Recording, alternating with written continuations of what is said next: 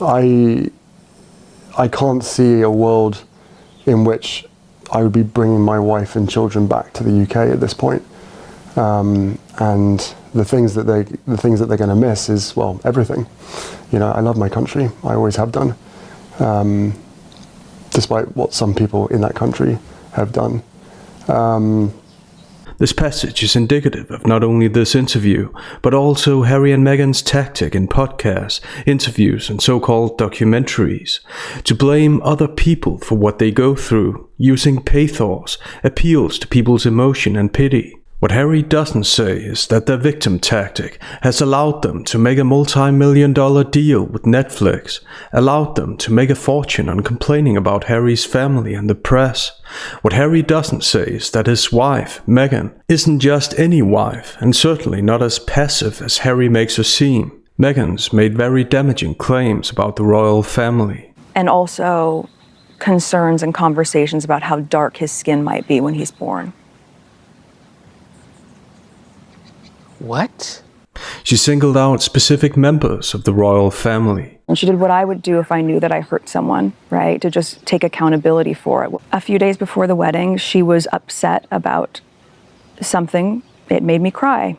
And it really hurt my feelings. Okay. And I've forgiven her, right? Mm-hmm. It's only on a surface level that Meghan forgives Catherine, because even here, she chooses to emphasize how wrong she thinks Catherine was, allegedly, which is Meghan's real agenda with this interview, to make people sympathize with her, no matter if it widens the divide between Harry and his family. I thought in the context of everything else that was going on in those days leading to the wedding, that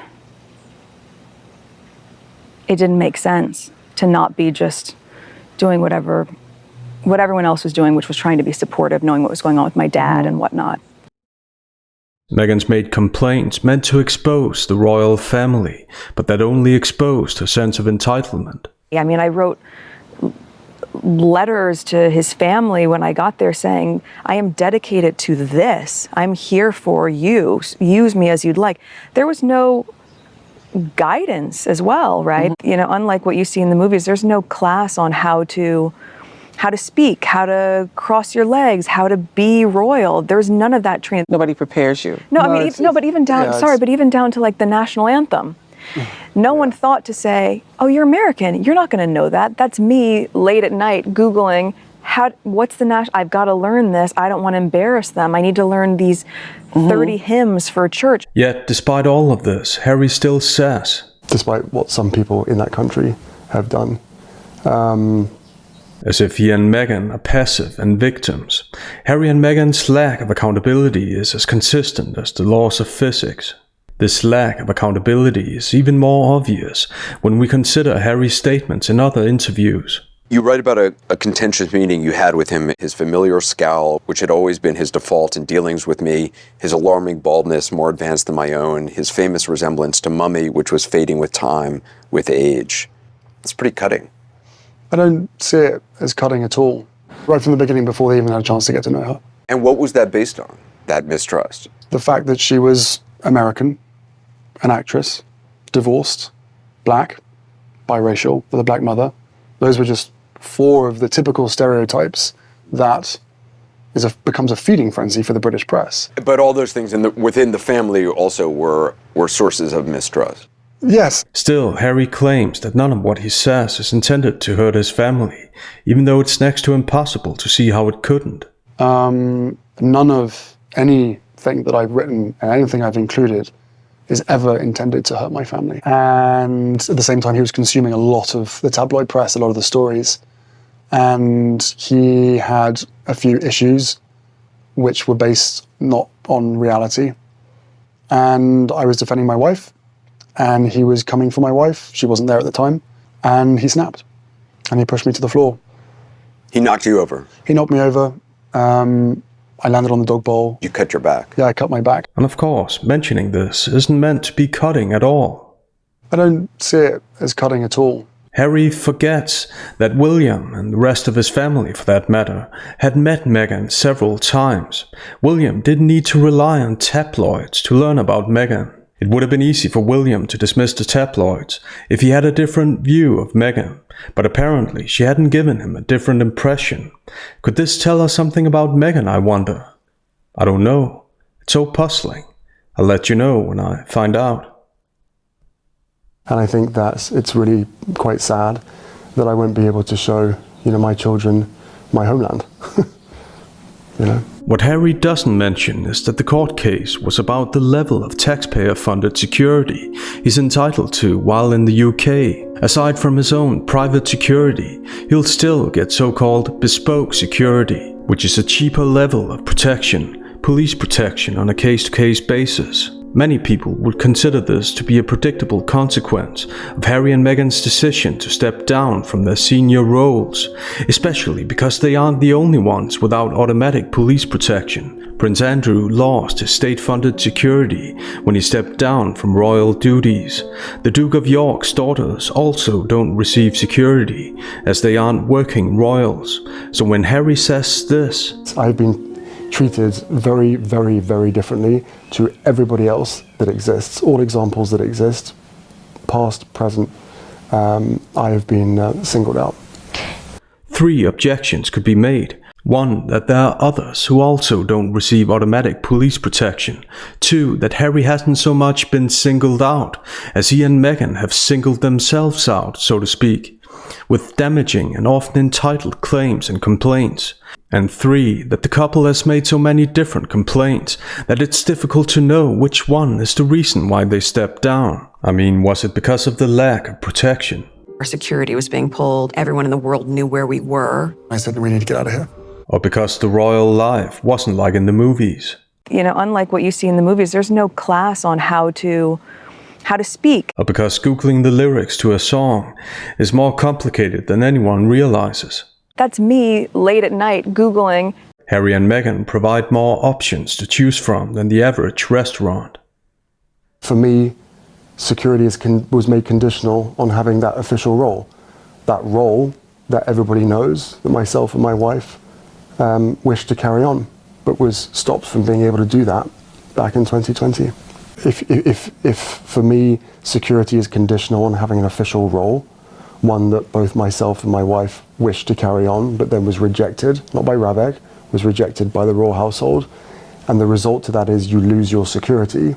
That basically says that you can't live outside of their control if you want to be safe. Again, Harry portrays himself and Meghan as passive victims. Was stopped, was rejected, and you lose, he says. However, what he neglects to mention is who made the decision to step down, to stop and to lose something, so to speak. He and Meghan made that decision. So when Harry claims that everybody knows he and Meghan wish to carry on their role, that decision seems contrary to that wish. Does everybody really know that they wish to carry on? In the so-called documentary, Harry referred to leaving the UK as a freedom flight. We are on a freedom flight.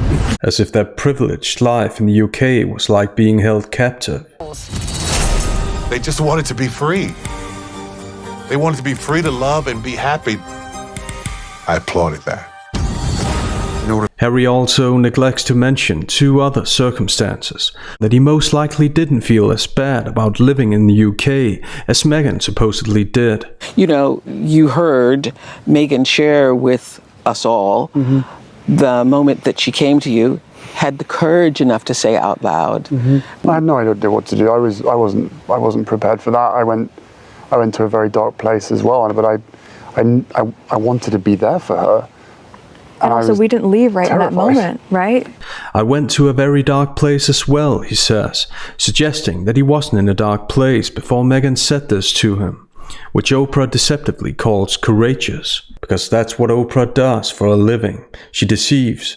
More about that in this video, links in the description box below. Harry doesn't mention the arguments with his family. In all of these arguments, Meghan's the common denominator. I landed on the dog bowl. You cut your back. Yeah, I cut my back. So were Meghan and Harry stopped, or did they stop themselves, so to speak, as a result of their statements and actions? That's a relevant question to consider. And I think if you strip away all the noise of everything that's been said, by other people and all the noise that's been created around this, if you strip that all away, I think what people will hear is that the only thing that I've been asking for throughout this whole process is safety, both when I was when I was part of the institution and when we left. That's not what the Oprah interview suggests at all. With Meghan as the, in my opinion, main catalyst, that interview was used to list a variety of different complaints and making private matters public in an attempt to garner people's sympathy. So when Harry talks about other people creating noise and the importance of stripping away all the noise, it's important to note that his and Meghan's statements are part of that noise. They aren't passive. The negative things in their life haven't just happened to them. They've made a lot of noise for self-serving reasons. Furthermore, Harry's distinction unintentionally raises the question, if he doesn't consider himself to be part of the institution, how could he have expected to carry on his role and thus get full taxpayer-funded protection? Or better yet, how could he have wanted to carry on his role? Both when I was part of the institution and when we left. Do you want the court battle to continue? Do you want to try to see this get to the Supreme Court? I don't want any battles to continue. There is way too much suffering and way too much conflict in the world. This, at the heart of it, is a family dispute. Yet, despite the suffering and conflict in the world, Harry did choose to take his family dispute to court, and he and Meghan chose to criticize Harry's family in various interviews, to put it mildly. This, coupled with Harry's claims that his brother, William, could only be protected if the press lied about him, is by definition confrontational. They were happy to lie to protect my brother. They were never willing to tell the truth to protect us. When someone who's marrying in, who should be a supporting act, is then stealing the limelight or is doing the job better than the person who was born to do this, that upsets people. It shifts the balance. Meghan and Harry have done everything in their power to make what's now merely a family dispute, apparently, a public matter. The main reason for the Oprah interview was to put pressure on Harry's family. That's a battle and not just a dispute. Thus, it sounds more like Harry has an interest in making the terms battle and dispute sound unrelated, most likely because he knows that battle has more negative connotations than dispute. The word battle flies in the face of his and Meghan's agenda to be seen as altruists and victims. That explains why it's sensitive to him to mention that there's suffering and conflict in the world, even though that has nothing to do with his family dispute, and doesn't rule out that he and Meghan could have wanted to create conflict in order to come across as the good guys. In fact, looking at the Oprah interview in its entirety, I can't find anything that doesn't suggest that. Please just look at the facts. Look at the risks, look at the threat, look at the impact that if anything was to happen to me, my wife, or my father's grandchildren, if anything was to happen to them, look where the responsibility lies. You know, so you know, there's a duty of care that has been completely thrown out the window, and that doesn't feel great. Mentioning grandchildren is the ultimate appeal to emotion and pity, and with the words, "Look where the responsibility lies."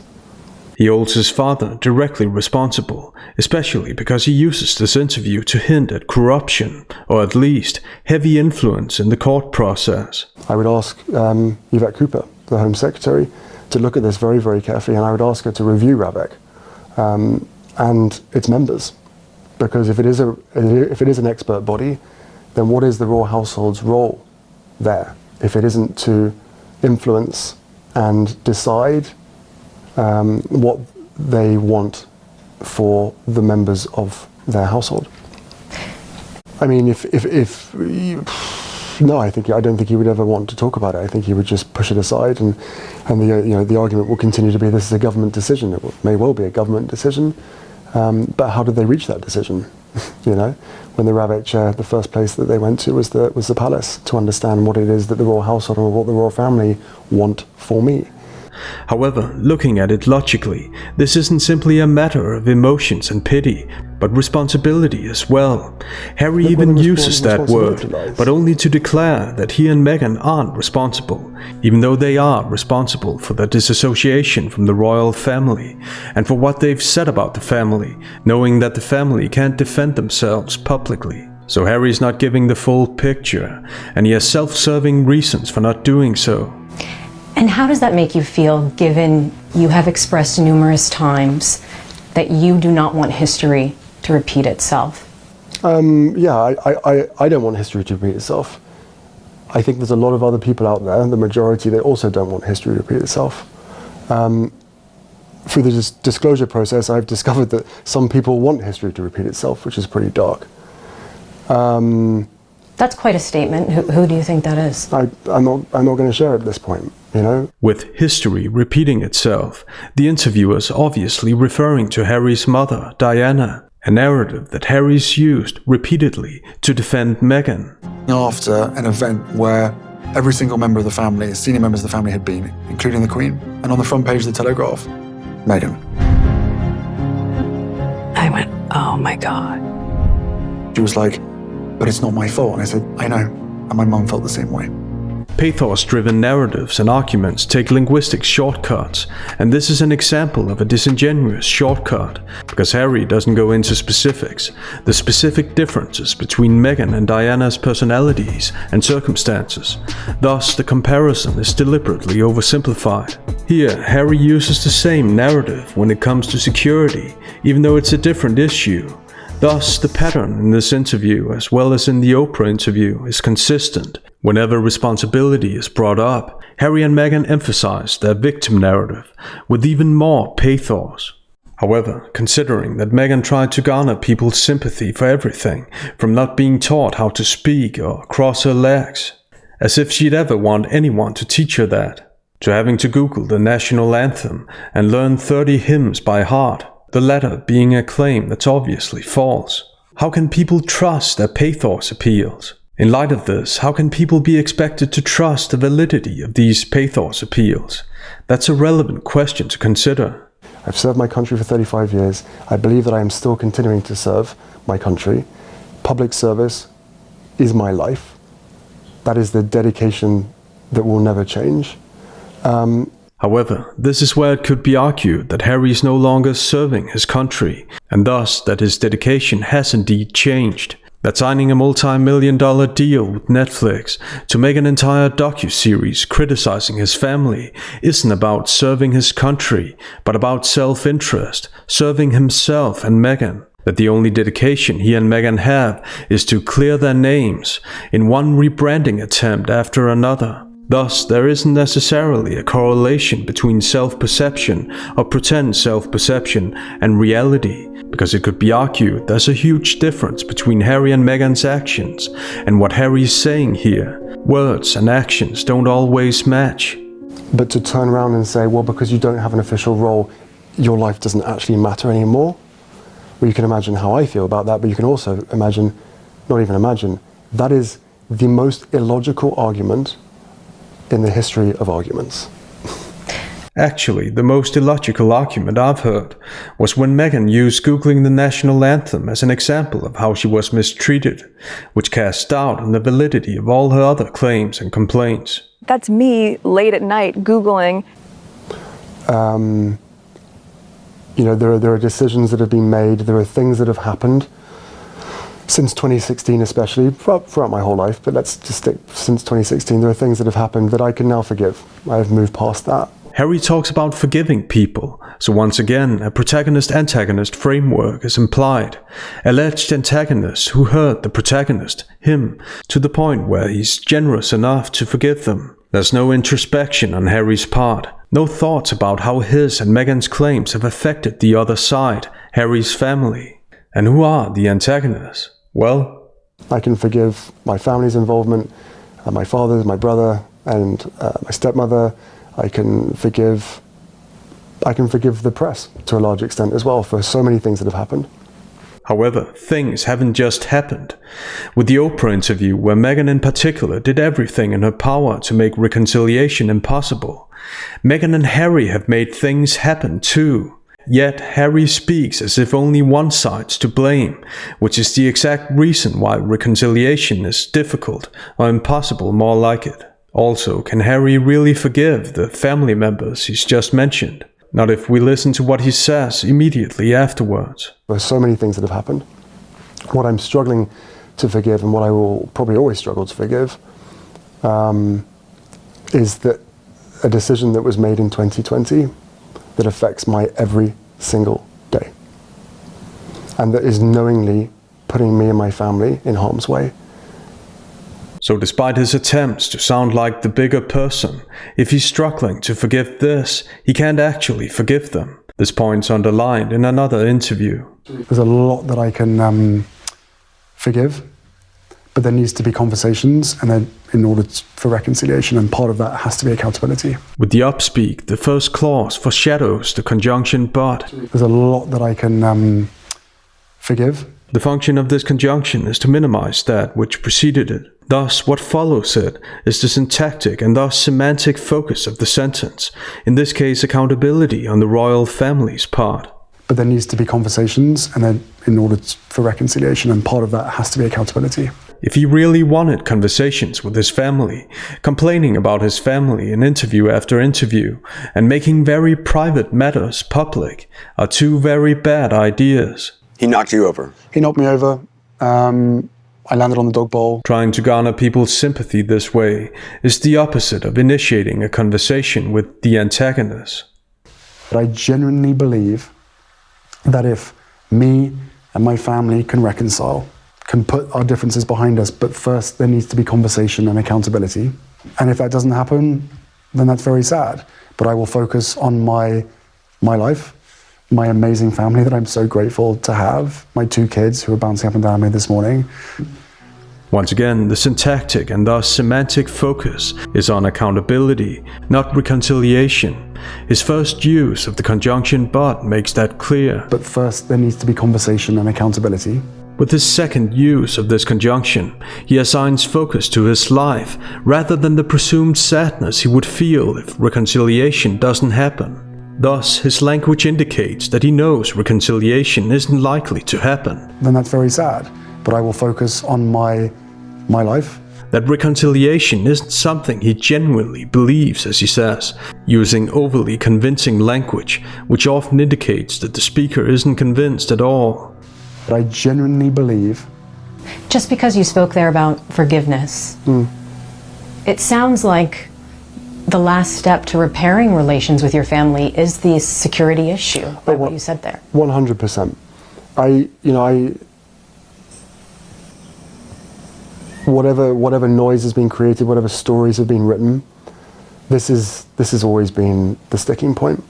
If that's always been the sticking point, why have Meghan and Harry made it about so many other things? You know, unlike what you see in the movies, there's no class on how to speak, how to cross your legs. His life is planned out for him. Whereas for the spare, that's not really what you should do. You should kind of be sitting there a little bit in the monarch shadow and just wait your turn. Thus, when he talks about noise being created, he neglects to mention the noise that he and Meghan have created deliberately, and the stories they've told about Harry's family.